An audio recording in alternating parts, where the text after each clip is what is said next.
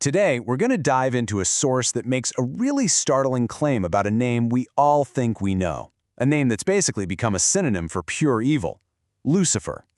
So, if I asked you, Lucifer and Satan, are they the same being? Most of us would say, yeah, of course. It's pretty much a given. But the source material we're looking at today argues that this common belief isn't just a simple mistake, it's fundamentally wrong. In fact, the source goes so far as to call this one of the greatest deceptions in modern Christianity. So how in the world does it make that case? Well, it all starts by untangling the very first point of confusion, the name itself. All right, let's set the stage here. We're going to look at the core conflict between what's become the popular, almost universally accepted idea of Lucifer and this radical reinterpretation that our source presents. So on one hand, you have the image we all know, Lucifer, the fallen angel, the prince of darkness, basically just another name for Satan. But on the other hand, our source throws a complete curveball. It claims Lucifer isn't a name at all, but a title, meaning light bearer or morning star, and that this title actually belongs to Christ. Yeah, I know, it's a huge claim, so let's see how they back it up. The entire argument really starts with the etymology, the origin and meaning of the word Lucifer. According to the source, this is where the whole misunderstanding begins. Okay, and this is absolutely critical. Our source emphasizes that Lucifer is a Latin word. It's a translation. It is not a Hebrew name from the original scriptures.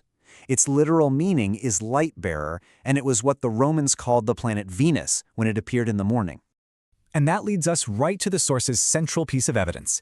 It's a direct quote from the book of Revelation, where Christ himself says, "I am the bright morning star," the very definition of the Latin word Lucifer.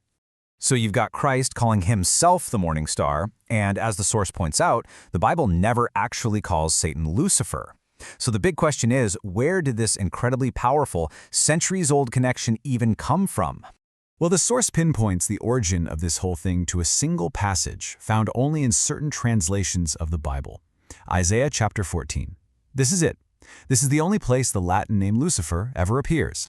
And this is where things get really interesting. Traditionally, that passage is interpreted as a description of Satan's fall from heaven. But our source says, hold on a minute. It argues that the passage is actually a parable about the king of Babylon, and that it's also a prophecy that perfectly describes the life, death, and resurrection of Christ. Let's look at the verse. In this reinterpretation, fallen from heaven isn't about some demonic rebellion. It refers to Christ coming down to earth, his incarnation, and cut down to the ground. The source says that's a direct reference to his crucifixion. Then you get this next verse.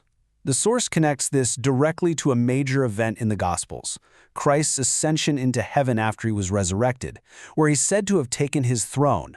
It seems to fit, right? And what about this part? Brought down to Sheol.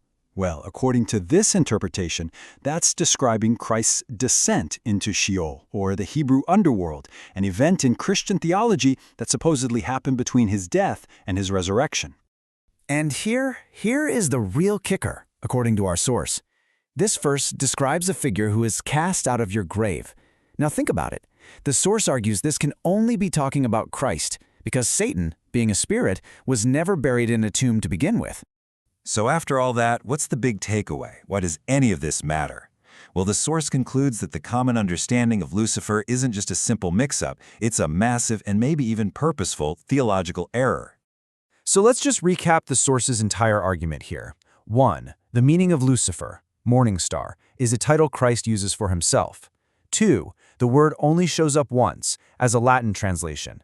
3. The details in that one passage line up perfectly with the story of Christ. And that leads to their ultimate conclusion. The belief that Lucifer is Satan is a great deception meant to confuse people. And as one final piece of evidence, our source points to something called the Exsulted. It's a very old prayer, sung during the Easter Vigil Mass. And in the original Latin, this ancient prayer from the Church itself explicitly refers to the risen Christ as the Lucifer Matutinus, the morning star who never sets. So when you put it all together, this explainer of our source material leaves us with a really powerful question. How can the translation of a single word, over hundreds of years, so completely shape a core belief for millions of people? It really makes you wonder, doesn't it?